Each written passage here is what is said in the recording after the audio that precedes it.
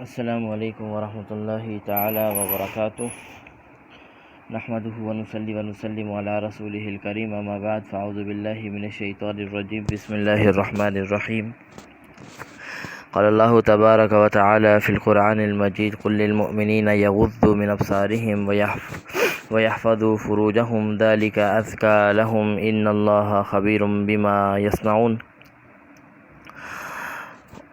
صدق اللہ العظیم وقال النبی صلی اللہ علیہ وسلم انما الاعمال بالخواتیم او کما قال علیہ الصلاۃ والسلام رب اشرح لی صدری ویسر لی امری واحلل عقدۃ من لسانی یفقهوا قولی سبحانک لا علم لنا الا ما علمتنا انک انت العلیم الحکیم۔ سورۃ النور کی ترجمہ و تفسیر چل رہا ہے۔ کل ہم نے سورۃ النور کی ابتدائی آیات کے حوالے سے کچھ بات کی تھی، کچھ اللہ کی طرف سے جو حدود ہیں، سزاؤں کے اوپر جو ملا کرتی ہیں، ان کے حوالے سے کچھ بات کر لی تھی۔ اسی طرح کچھ چند ایسے مسائل کا حل بھی بیان کر دیا تھا جس کی وجہ سے گھر کا امن جو ہے وہ برقرار رہ سکتا ہے۔ آج جو قرآن مجید کی سورہ نور کے اندر کی تلاوت کی ہے، اس میں اللہ تبارک و تعالی مومن کی صفات بتا رہے ہیں کہ مومنین کیسے ہونے چاہیے۔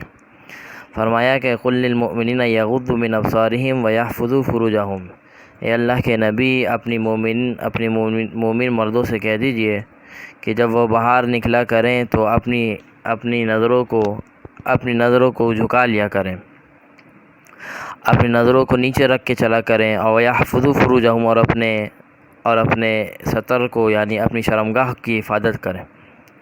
فرمایا ذالک ازکی لکم، یہ آپ کے لیے بہت زیادہ بہتر اور پاکیزگی کی چیز ہے۔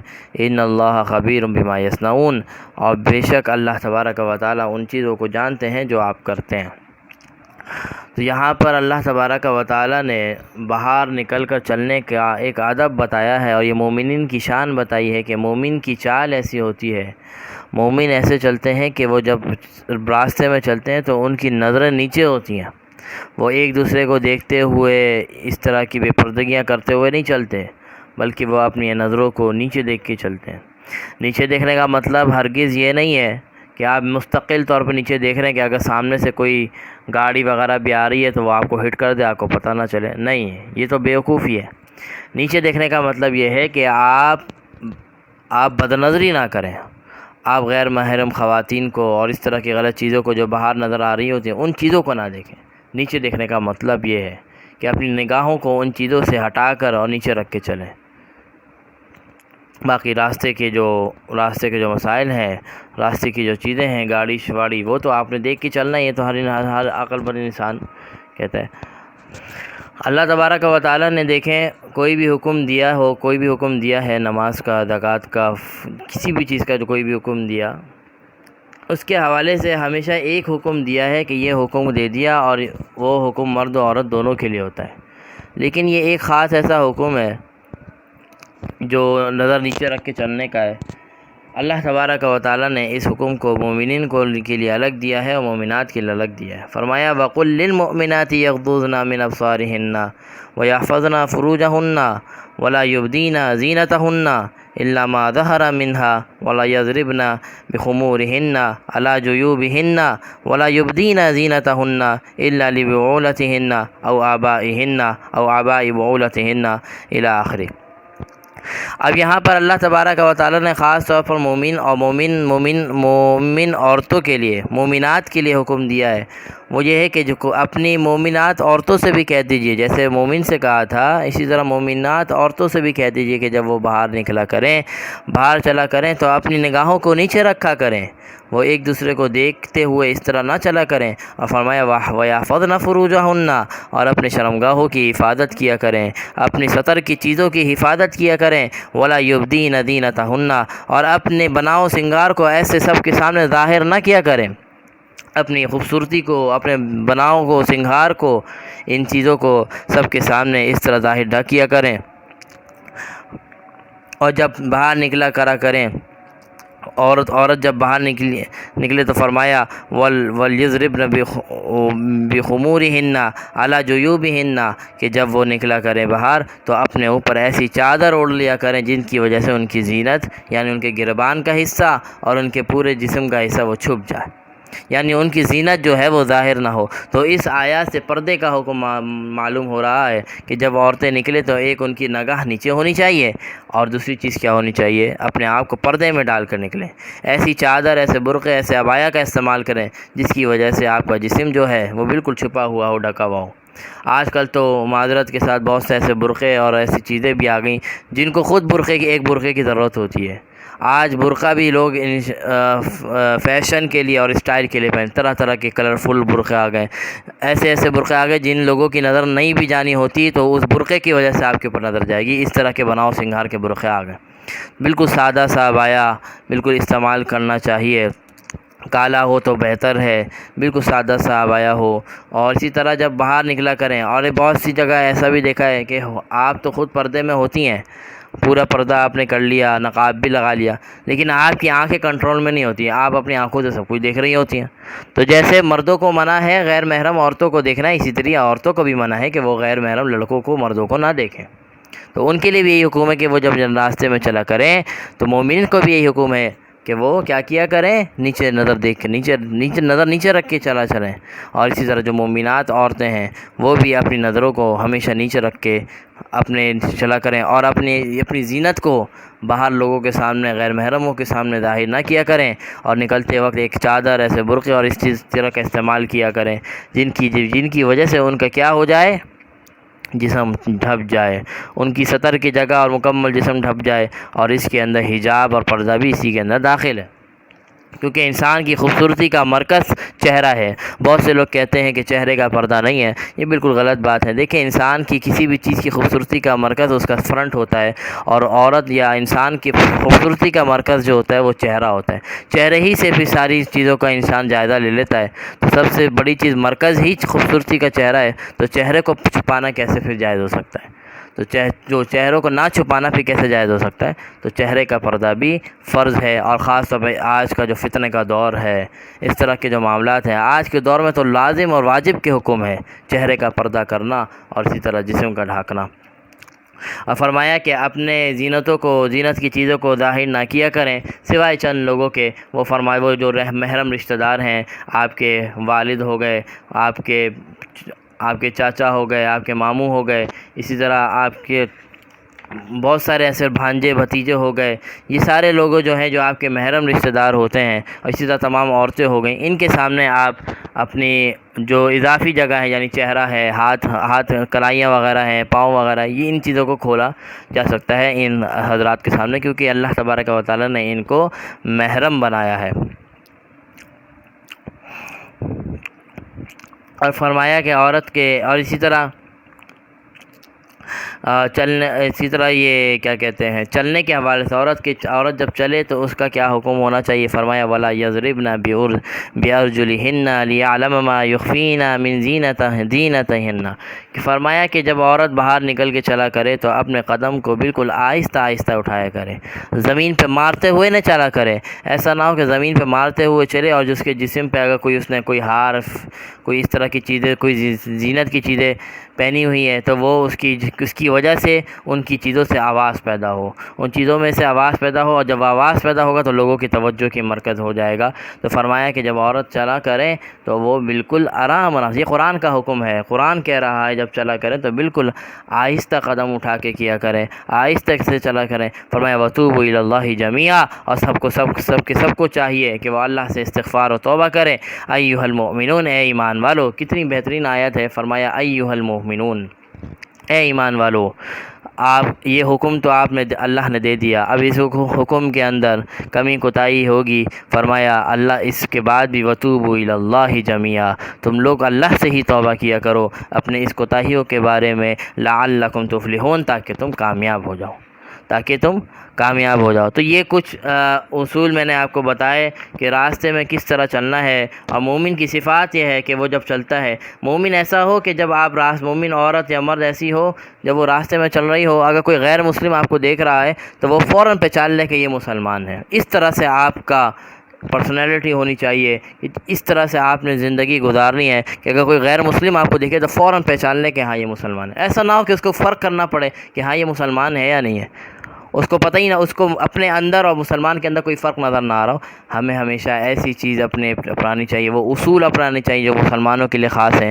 جیسے آج یہ بہترین حکم ملا سورہ نور کے حوالے سے کہ ہمیشہ جب باہر نکل کے چلا کریں تو اپنی نظروں کو نیچے رکھا کریں، اپنی نظروں کو نیچے رکھا کریں۔ جب نظریں نیچے ہوں گی تو بہت سارے فسادات سے انسان بچ جائے گا۔ نظر نیچے ہوگی، اس کی شرمگاہ کی حفاظت ہوگی، اس کی صحت کی حفاظت، سب چیزوں کی، اس کے روحانی بھی حفاظت ہوگی، جسمانی بھی حفاظت ہوگی اس کی وجہ سے۔ یہی حکم عورت کے لیے بھی ہے کہ عورت بھی جب چلا کرے تو اپنی نظروں کو نیچے رکھا کرے، اپنی زینت کی چیزوں کو ظاہر نہ کیا کرے، اور مگر ان لوگوں کے سامنے جو اس کے محرم رشتہ دار ہیں۔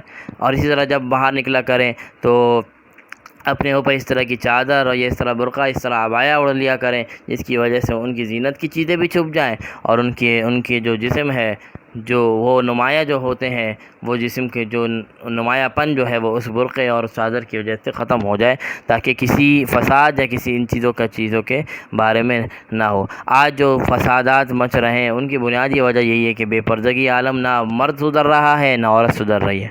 اور مردوں کو حکم ملا کہ وہ نظریں نیچے رکھا کریں، لیکن وہ تو سب کو دیکھتے ہوئے چلیں گے، وہ ساری چیزیں بد نظری کرتے ہوئے چلیں گے۔ پھر جب بد نظری ہوگی تو اس کا ایکشن اور ری ایکشن تو ہوتا ہے ساتھ ساتھ۔ اسی طرح عورت کا حکم بھی یہی ہے کہ حکم ملا کہ پردے میں نکلنا ہے، حکم ملا کہ اس طرح چلنا ہے، حکم ملا کہ اپنی زینتوں کو ظاہر نہیں کرنا ہے۔ اور آج دیکھ لیجئے کس طرح زینت ظاہر ہوتی ہے۔ آج محرموں کے لیے کم تیار ہوا جاتا ہے، معذرت کے ساتھ غیر محرموں کے لیے زیادہ تیار ہوا جاتا ہے۔ مارکیٹ جانا ہے، شادیوں میں جانا ہے تو ٹھیک ٹھاک طریقے سے تیار ہوں گے، اور گھر میں رہ رہی ہیں تو کوئی تیاری نہیں ہے، حالانکہ گھر میں حکم ملا کہ گھر والوں کے لیے تیار ہو، یعنی اپنے خاص شوہر کے لیے تیار ہو، اور ان کے لیے تو تیار ہونا بھی جائز ہے، بلکہ باعث ثواب ہے۔ اور اگر آپ تیار ہوتی ہیں تو آپ کے والد، آپ کے چاچا، ان سب کے لیے تو جائز ہے، لیکن ان کے لیے ہم کوئی اس طرح کے کام نہیں کرتے۔ لیکن ہمیں کوئی مارکیٹ جانا ہو، کوئی شاپنگ پہ جانا ہو، ریسٹورنٹ پہ جانا ہو، تو پھر آپ اپنی تیاری دیکھیں جہاں پہ غیر محرم زیادہ ہوتا ہے۔ تو معلوم ہوا کہ ہم محرموں کے لیے تو زیادہ کم کرتے ہیں، غیر محرموں کے لیے زیادہ کرتے ہیں۔ یہ بہت واضح حکم اللہ تبارک و تعالیٰ نے دیا ہے کہ اپنی عورتوں کو اور اپنے مردوں کو ان چیزوں کا حکم دے دیجئے کہ اس طرح سے اپنی زندگی گزاریں، باہر کی دنیا اس طرح سے گزاریں۔ اچھا، اب اللہ تبارک و تعالیٰ یہاں پہ کچھ اپنے بارے میں ارشاد فرما رہے ہیں کہ میں کون ہوں۔ فرمایا اللہ نور السماوات والارض، کہ اللہ تو آسمان و زمین کے نور ہیں۔ فرمایا مثل نورہ کمشکاۃ فیہا مصباح، المصباح فی زجاجہ۔ بڑی خوبصورت طریقے سے اگزامپل اللہ تبارک و تعالیٰ نے دی ہے کہ میں ایسی روشنی ہوں کہ ایک طاق میں رکھا ہوا ایک چراغ جیسا، اور چراغ ایسا ہے کہ وہ شیشے کے اندر رکھا ہوا ہے، اور شیشے اور وہ چمکتا ایسا ہے جیسے کوئی ستارہ چمک رہا ہے، اور اس کے اندر جیسے مطلب یہ ہے کہ وہ اللہ تبارک و تعالیٰ اپنے حوالے سے بتا رہے ہیں کہ میں کون ہوں، میں ایک چراغ نما ہوں، کہ ایک ایسے ہے جو ہمیشہ روشنی ہو رہی ہے۔ جیسے دیکھیں بہت ساری چیزوں کا وجود نہیں ہوتا لیکن اس کی حقیقت ہوتی ہے۔ جیسے آپ نے گھر میں بلب، میں ایک اللہ کے نعوذ باللہ اس کو مثال سے جوڑ نہیں رہا، لیکن آپ کو سمجھانے کے لیے یہ بات بتا رہا ہوں۔ جیسے گھر میں اگر آپ نے ایک لائٹ لگائی، اور لائٹ لگانے کے بعد جب آپ نے آن کیا تو وہ لائٹ پورے گھر میں روشنی پھیل جائے گی۔ اب بلب کے اندر تو وہ لائٹ نظر آ رہی ہے، لیکن کمرے کے اندر آپ کو اس کا وجود نظر نہیں آ رہا لائٹ کا، کہ لائٹ کہاں رکھی ہوئی ہے، لائٹ کہاں، وہ پورے گھر کو اس نے کیا کیا ہوا ہے، روشن کیا ہوا ہے۔ اسی طرح اللہ تبارک و تعالیٰ کی ذات ہے، اللہ کی ذات نظر تو نہیں آ رہی، لیکن وہ آسمان و زمین کو اسی رب نے روشن کیا ہوا، اسی کی وجہ سے روشن ہے۔ آسمان و زمین کا مدار جو چل رہا ہے، یہ جو نظام اور سسٹم چل رہا ہے، اسے وہ اس رب کی طرف سے چل رہا ہے، تو اس رب کا وجود ہے، اس رب کا وجود بالکل موجود ہے، اسی نے ہمیں کھلاتا ہے پلاتا ہے، وہی ہماری دعاؤں کو سنتا ہے۔ تو اللہ تبارک و تعالیٰ کا وجود ہمیں نظر تو نہیں آتا، لیکن حقیقت یہ ہے کہ اللہ ہی نے سب کچھ پیدا کیا ہے، اللہ ہی کی طرف سے ہم اس دنیا میں بھیجے گئے ہیں، اور ایک دن اللہ ہی ہمیں بلا لے گا اپنی طرف، اور اپنے پھر اس کے ساتھ سارے معاملات ان کے ہمارے شروع ہو جائیں گے۔ یہ تو اللہ کے حوالے سے کچھ باتیں تھیں جو میں نے آپ کو سامنے رکھی ہیں۔ اب کچھ بات آ رہی ہے مومنین کے اور منافقین کی۔ منافقین کو جب اللہ تبارک و تعالیٰ یا رسول اللہ صلی اللہ علیہ وسلم کسی کام کا حکم دیتے ہیں تو وہ منافقین اس کے اندر بہانے تلاش کرتے ہیں، اس کے اندر طرح طرح کی چیزیں تلاش کرتے ہیں کہ میں کسی طرح سے اس حکم سے بچ جاؤں اور وہ نہ جاؤں، اور اللہ کے یا تو دھڑلے سے منع کر دیتے ہیں اور یا تو بھی کوئی بہانے تلاش کرتے ہیں۔ یہی حکم اور جو مومن کی شان کیا ہے، جب بھی اللہ کا کوئی حکم آتا ہے، اللہ کے رسول کا کوئی حکم آتا ہے، فوراً اس حکم کو پورا کرنے کی کوشش کرتے ہیں، ہمیشہ آگے ہوتا ہے کہ اس حکم کو کیسے پورا کیا جائے۔ تو یہ مومن و منافقین کی شان ہے، ہمیں اپنے اندر غور کرنا چاہیے۔ ہمارے اوپر بھی اللہ کی طرف سے بڑے احکامات نازل ہوئے، کیا ہم اس میں بہانے تلاش تو نہیں کرتے؟ ہم نماز پڑھنے میں یا روزے رکھنے میں یا دین کے اس کے علاوہ جتنے بھی اللہ کے احکامات ہیں ان کو دیکھتے ہوئے کیا ہم بہانے تلاش تو نہیں کرتے؟ اگر بہانے تلاش کر رہے ہیں اس کو چھوڑنے کے، تو فرمایا یہ منافقین کی نشانی ہے، یہ مومنین کی نشانی نہیں ہے۔ مومن کی نشانی تو ہے کہ جب اس کے اوپر کوئی حکم آ جاتا ہے فوراً اس حکم کو پورا کرنے کی کوشش کرتے ہیں، وہ اللہ کا حکم ہو یا اللہ کے رسول کا حکم ہو، وہ کہتے ہیں کہ سمعنا و اطعنا، کہ ہم نے سن بھی لیا اور ہم مان بھی گئے اور ہم مانتے بھی ہیں۔ فرمایا وَأُولَٰئِكَ هُمُ الْمُفْلِحُونَ، یہی وہ لوگ ہیں جو کامیاب ہیں، یہی وہ لوگ جو ہیں کامیاب ہے۔ فرمایا وَمَن يُطِعِ اللَّهَ وَرَسُولَهُ وَيَخْشَ اللَّهَ، اور جو لوگ اللہ اور رسول کی اطاعت کرتے ہیں اور اللہ سے ڈرتے ہیں اور تقوی اختیار کرتے ہیں، فرمایا وَأُولَٰئِكَ هُمُ الْفَائِزُونَ، یہی لوگ کامیاب ہیں۔ کامیابی کا معیار یہاں پہ بتا دیا۔ ہم کامیابی بہت ساری چیزوں میں تلاش کرتے ہیں، بینک بیلنس میں، دولت میں، دنیا کے اندر بڑی کامیابی تلاش کرتے ہیں۔ اللہ نے ایک اصول بتا دیا کامیابی کس میں، فرمایا وَمَن يُطِعِ اللَّهَ وَرَسُولَهُ، اللہ اور رسول کی اطاعت کر لو اور اللہ سے ڈر جاؤ، یعنی اللہ کے ہر اس کام سے بچو جس سے اللہ ناراض ہوتے ہیں، اللہ کی ناراضگی سے ڈرو، اور فرمایا تقوی اختیار کرو۔ فرمایا جب یہ چار کام کر لو گے فَأُولَٰئِكَ هُمُ الْفَائِزُونَ، تو تم لوگ کامیاب ہو۔ کامیابی کا 4 کرائٹیریا یہاں پہ اللہ تبارک نے بتا لیا، اللہ اور رسول کی اطاعت، تقوی اختیار کرنا اور اللہ کی ناراضگی سے بچنا۔ یہ 4 ایسے اصول ہیں اللہ تبارک و تعالیٰ کامیاب ترین لوگوں کے نشانیاں بتا رہے ہیں کہ کامیاب لوگوں کے اندر یہ 4 چیزیں ہوتی ہیں۔ ایسے لوگ دنیا کے اندر بھی کامیاب ہوتے ہیں، آخرت کے اندر بھی کامیاب ہوتے ہیں۔ اللہ دنیا میں بھی ایسے لوگوں کو رسوا اور ایسے بے یار و مددگار نہیں چھوڑتا، اور آخرت تو ہے ہی ان کے لیے پھر۔ اور فرمایا قُلْ اطیعوا اللَّهَ وَاطیعوا الرَّسُولَ، اور جو لوگ اللہ اور رسول کی اطاعت کرتے ہیں اور اللہ کے بتائے ہوئے طریقوں پہ چلتے ہیں، فرمایا یہی لوگ کون ہیں؟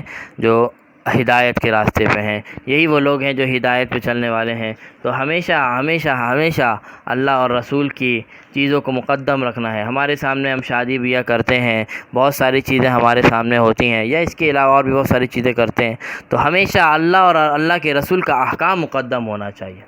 یہاں پہ اللہ اور رسول کی تعلیمات کیا ہیں وہ مقدم ہونی چاہیے۔ ایسا نہیں ہو کہ ہم کام کر رہے ہیں کوئی ایسا، لیکن ہماری خواہش یہ ہے کہ اس طرح سے کام ہو، لیکن اللہ اور رسول نے اس کام سے منع کیا ہے، تو ہم اپنی خواہش کو ہٹا دیں، اپنی خواہش کو پیچھے کر لیں، اللہ کے احکامات کو مقدم رکھیں۔ یہی مسلمانوں کی شان ہے، یہی مسلمانوں کی کیا ہے؟ شان ہے۔ اس طرح سے کام کیا جائے۔ اچھا، اب یہاں پر کچھ اصول بتائے جا رہے ہیں جو بہت امپورٹنٹ اصول ہیں۔ عام طور پر ہمارے گھر کا ماحول اس طرح ہوتا ہے کہ ہمیں پتہ نہیں ہوتا کہ کس کے گھر میں کس وقت جانا ہے، کون کس وقت آرام کر رہا ہوتا ہے۔ عام طور پر بہت سی جگہ ایسا ہوتا ہے کہ آرام کا وقت ہوتا ہے اور مہمان آ جاتے ہیں، کوئی ایسا رات کا وقت ہوتا ہے مہمان آ جاتے ہیں۔ تو اللہ تبارک و تعالیٰ نے معاشرے کے اندر جو امن اور سکون پیدا ہو جائے اس کے بڑے بڑے اصول بیان کیے ہیں۔ ان اصولوں میں سے ایک بہت پیارا اصول بیان کیا۔ دیکھیں، اگر دیکھنے میں تو کتنا چھوٹا سا حکم لگ رہا ہے، اللہ تبارک اللہ بتا رہے ہیں کہ کسی کے گھر میں جانے کا کیا وقت ہونا چاہیے، کسی سے ملنے کا، کسی سے ملاقات کرنے کا کیا وقت ہونا چاہیے۔ دیکھنے میں تو کیسا چھوٹا سا حکم لگ رہا ہے، لیکن یہ چھوٹا حکم نہیں ہے، بہت بڑا حکم ہے، بہت بڑا حکم ہے۔ جب آپ آرام کر رہے ہوں اور اس وقت آپ کا کوئی مہمان اس طرح سے آ جائے تو آپ کے اوپر کتنی اس طرح کی، وہ آپ کا جتنا ہی قریبی کیوں نہ ہو، لیکن آپ کو ایک عجیب سی وہ فیلنگ آ رہی ہوتی، وہ محبت جو ہونی چاہیے تھی وہ مہمان کو دیکھ کے وہ نہیں ہوتی۔ وجہ یہی ہے کہ اس نے اللہ اور رسول کے اصول کو توڑا ہے، غلط وقت پر آ رہا ہے۔ فرمایا 3 ایسے اوقات ہیں جس میں انسان عام طور پر گھروں میں مصروف ہوتا ہے، گھر کے کاموں میں یا آرام کرنے میں۔ فرمایا وہ 3 وقت کیا ہے؟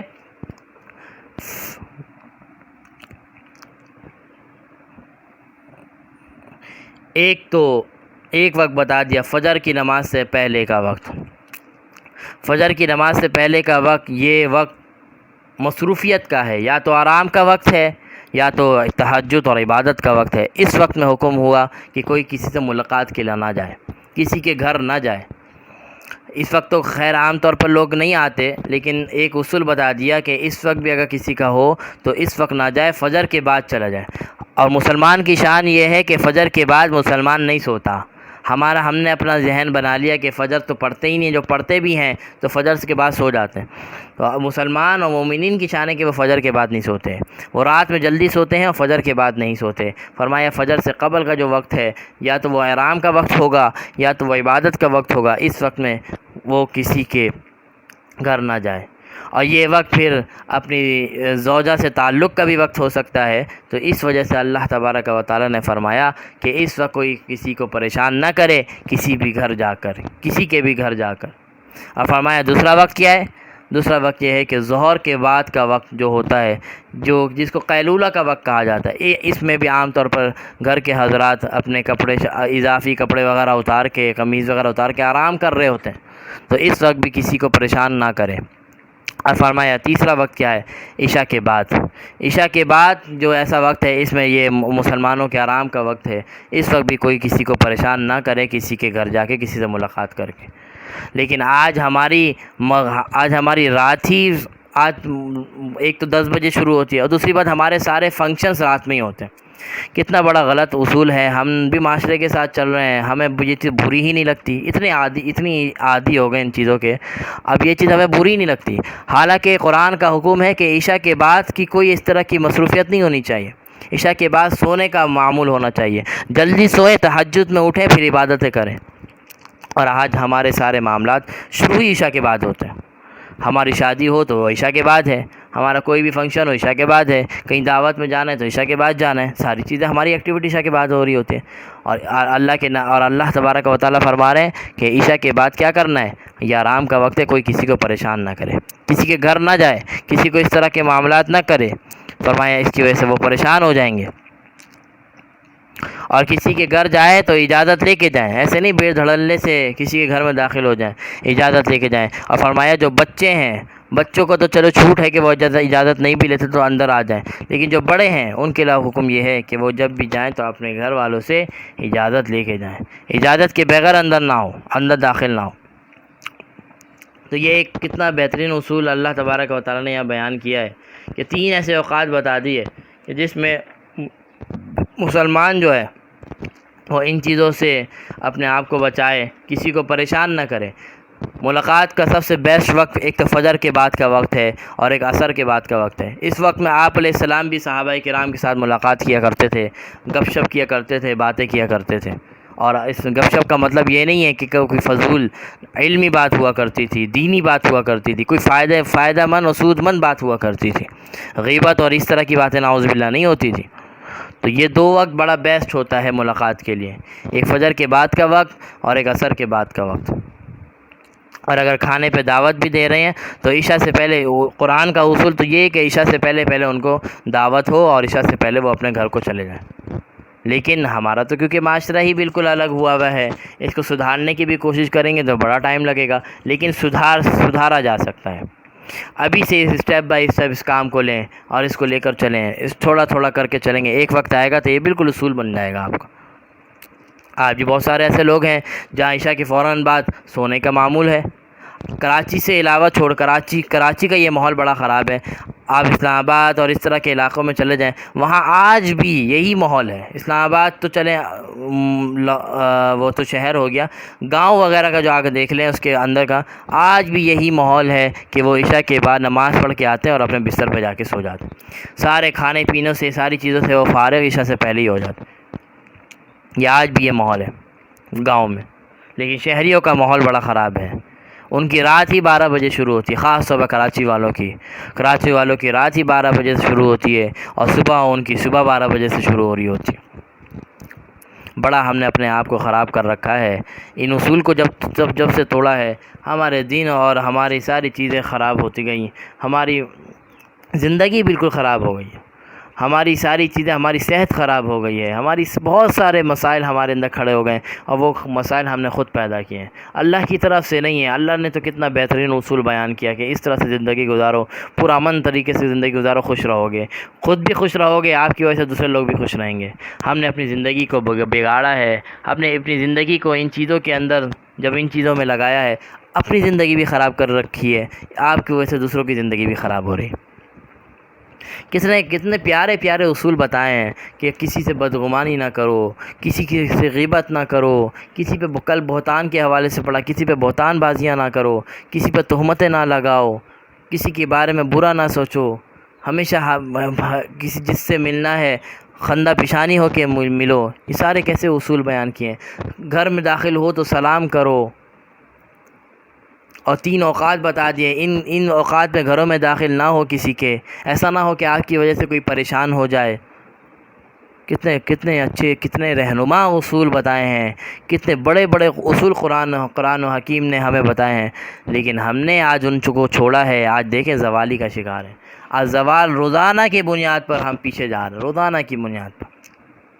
مسلمانوں کو تو ترقی کرنا تھا، لیکن ہم زوالی کی طرف، تنزلی کی طرف جا رہے ہیں۔ وجہ یہی ہے کہ ہم نے ان رہنما اصولوں کو چھوڑ رکھا ہے، ان رہنما اصولوں کو اپنی زندگی سے ہم نے نکال دیا ہے۔ اس کی وجہ سے ہم دن بدن لاس کی طرف، تنزل کی طرف چلے جا رہے ہیں۔ یہ سورۃ النور ویسے تو مکمل سورت ہر انسان کو پڑھنی چاہیے، ترجمے کے ساتھ پڑھنی چاہیے، لیکن کیونکہ آپ کو معلوم ہے وقت کم ہے، وقت لمٹ ہوتا ہے، تو میں نے چند چیزیں اس میں سے میں نے نکالی تھیں جو آپ کے سامنے رکھوں، جو خاص اہمیت سے تعلق رکھتی ہیں، جو خاص امپورٹنٹ ہے وہ چیزیں۔ اب بھی بہت ساری چیزیں ہیں جو اہمیت کی چیزیں ہیں اس کے اندر، وہ آپ خود بھی پڑھیں اس کو، لیکن خاص ایسی چیزیں تھیں جو اس کے اندر تھیں، وہ میں نے آپ کے سامنے رکھی ہیں اور میں نے آپ کے سامنے بیان کی ہیں۔ آج ہمارا 14 دن اس کا کورس کا مکمل ہو رہا ہے، کل آخری دن ہوگا۔ ہمیں ہمیشہ یہ سوچنا چاہیے کہ ہم نے جو 14 دن یہاں لگائے ہیں، سیکھے ہیں، سنے ہیں، ہماری عمل میں کتنا آیا، ہم نے اس پہ اپنی عمل میں سے کتنی چیزوں کو لایا، کتنی چیزیں اپنے عمل میں پیدا کی۔ ان چیزوں کو محاسبہ کہ جب یہ کورس ختم ہو جائے تو جائزہ لیں کہ میں نے اس کورس سے کیا سیکھا ہے اور میرے عمل میں کتنی چیزیں آئی ہیں، محاسبہ کریں۔ اگر آپ بہت ساری چیزیں آ گئی ہیں تو اللہ کا شکر ادا کریں، اس پہ استقامت دکھائیں، اور اگر اس طرح خدا نخواستہ کوئی ایسا معاملہ ہے کہ بس سنی سنائی والی بات ہو گئی ہے، کہ بس سن لیا، عمل میں کچھ نہیں آیا، تو فکر مند ہو اور بہت ساری چیزوں کو اپنے عمل میں لے کر آئیں۔ ریکارڈنگ سارے لیکچرز کی موجود ہے، جو نہیں سن سکے وہ وہاں سنیں، اور جو چیزیں بتائی گئی ہیں اس کو اپنے عمل میں لے کر آئیں، اپنی زندگی کو بہتر بنائیں۔ اولاد کے حوالے سے کتنی ڈیٹیل تفصیل بات ہوئی، اولاد کی تربیت کو اچھے سے اچھے کریں۔ اسی طرح مومن کی خاص صفات کے حوالے سے بات ہوئی، بہت ساری باتیں ہوئی ہیں اس 14 دن کے اندر، تو ہمیں چاہیے کہ ہم ان چیزوں سے کچھ سیکھیں اور اپنی زندگی میں لائیں، اپنی پریکٹیکل لائف میں کچھ نہ کچھ لے کر آئیں۔ کل جو میں نے ایک حدیث پڑھی تھی، اس کا ترجمہ یہ تھا کہ الغیبۃ اشد من الزنا۔ اللہ تعالیٰ دیکھیں، کل ہم نے زنا کے حوالے سے بات کی تھی کہ کتنا بڑا گناہ ہے اور کتنی بڑی اس کی سزا بیان کی ہے، یہ وہ زنا ہے، اور اللہ کے نبی فرما رہے ہیں کہ الغیبۃ اشد من الزنا، زنا کی اتنی بڑی سی سزا ہے، اور اللہ کے نبی کیا فرما رہے ہیں؟ الغیبۃ اشد من الزنا، کہ غیبت کرنا زنا سے بھی سخت ترین بڑا کام ہے، سخت ترین گناہ ہے۔ غیبت سے بھی بڑا گناہ کیا ہے؟ وہ زنا سے بھی بڑا گناہ کیا ہے؟ غیبت کرنا۔ آج ہمیں فکر نہیں ہوتی۔ غیبت، زنا کو تو ہم برا سمجھ رہے ہوتے ہیں، لیکن غیبت کو ہم کچھ سمجھ ہی نہیں ہوتے۔ اللہ کے نبی غیبت کو زنا سے بڑا گناہ بتا رہے ہیں کہ کتنا بڑا گناہ ہے، اور ہماری ہر محفل جب بھی ہم 4 لوگ بیٹھتے ہیں، آپ ایسا کوئی نہیں، ایسا ہو ہی نہیں سکتا کہ 4 لوگ بیٹھے ہوں اور ان کے اس پوری گفتگو کے اندر غیبت نہ ہوئی ہو، چغلی نہ ہوئی ہو، کسی کے بارے میں اس طرح کی باتیں نہ ہوئی ہوں، ایسا نہیں ہو سکتا۔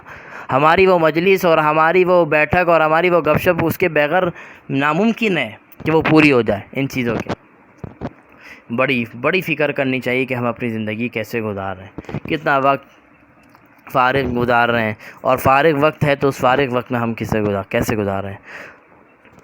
اصل مومن تو وہ ہے کہ جس کی تنہائی پاک ہو، جس کی تنہائی صاف ہو۔ سب کے سامنے تو انسان بہت سارے اچھے کام بھی کر لیتا ہے، لیکن جب تنہا ہوتا ہے، جب اس کو کوئی دیکھنے والا نہیں ہوتا، اس وقت وہ کیسی زندگی گزار رہا ہے، وہ اصل مومن کی پہچان ہے کہ وہ وقت اس کا کیسا گزار رہا ہے۔ تو بڑی فکر کریں اپنی بھی، اپنے گھر والوں کی بھی، اپنے بچوں کی بھی، اس حوالے سے کہ ان ایسے اصول جو رہنما اصول ہیں، سورۃ الحجرات ہے، سورۃ النور ہے، سورۃ العنکبوت ہے، بہت ساری ایسی صورتیں ہیں جس میں معاشرے کے حوالے سے بہت ساری باتیں ارشاد فرمائی گئی ہیں۔ اپنے اندر بھی پیدا کیجیے، اپنے بچوں، اپنے گھر والوں کے اندر بھی خود اس کو پیدا کیجیے۔ اسی طرح آج جو میں نے حدیث پڑھی ہے، انما الاعمال بالخواتیم، ایک حدیث تو وہ ہے کہ انما الاعمال بالنیات، کہ تمام اعمال کا دار و مدار نیتوں پر ہے، اور ایک حدیث یہ ہے کہ انما الاعمال بالخواتیم، کہ اعمال کا دار و مدار تو خاتمے پر ہے۔ انسان نے زندگی بہت اچھی گزاری، عبادتوں کے ساتھ گزاری، بہت اچھے طریقے سے اس نے زندگی گزاری، لیکن خدا نخواستہ اللہ نہ کرے جب مرنے کا وقت آ رہا ہو تو اس کی زبان سے اس طرح کے الفاظ نکل جائیں، اور آخری زندگی وہ ایسے بدکاریوں میں گزار دے جس کی وجہ سے اس کا ایمان بھی چلا جائے۔ تو ہمیشہ مدار کیا ہے؟ وہ اختتام ہے، اختتام ہمارا اچھا ہونا چاہیے، ہر کام کا اختتام ہمارا اچھا ہونا چاہیے، وہ ہماری زندگی ہو یا ہمارا ہر کام ہو، ہر کام کا اختتام اچھے انداز سے ہونا چاہیے۔ اس لیے فرمایا کہ انما الاعمال بالخواتیم، اگر مرتے وقت میں کلمہ نصیب ہو گیا، مرتے وقت میں ایمان والی موت آ گئی تو انشاءاللہ کامیابی آئے گی۔ انشاءاللہ آپ جتنے بھی گناہ گار ہوں گے، کم از کم جنت میں تو آپ جائیں گے، اپنے گناہوں کو سزا بھگتتے ہوئے جنت میں آپ لازمی جائیں گے۔ لیکن ایسا نہ ہو کہ زندگی پر تو اچھی گزاری، آخر وقت میں ایسی چیزوں میں گزارا کہ ایسا نہ ہو، اللہ نہ کرے ایمان بھی رخصت ہو گیا تو پھر آپ کی وہ جو پوری زندگی جو آپ نے اچھے گزاری وہ ساری برباد ہو جائیں گی، ساری غارت ہو جائے گی، اور آپ کا ہمیشہ ٹھکانہ جہنم بن جائے گا۔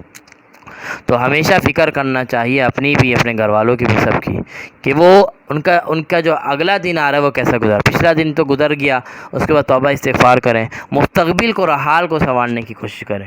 ہم دنیا کے معاملے میں تو حال و مستقبل کی بڑی فکر کرتے ہیں، دین کے معاملے میں بھی بڑی فکر کرنی ہے کہ میرا مستقبل اور میرا حال کس طرح گزر رہا ہے۔ اللہ تبارک و تعالیٰ سے دعا ہے جو ہم نے پڑھا ہے، جو سنا ہے، اللہ ہمارے عمل میں ڈال دے، اور ہمیں خوب اس کے ساتھ، قرآن کے ساتھ، احادیث کے ساتھ، ان سب کو جوڑنے والا بنا دے۔ رمضان میں بھی، رمضان کے علاوہ بھی، اور اس رمضان کو ہمارے حق میں جو گزر رہا ہے بالکل اختتام کی طرف ہے، اللہ قبول فرما لے۔ وآخر دعوانا ان الحمد للہ رب العالمین۔ السلام علیکم ورحمۃ اللہ۔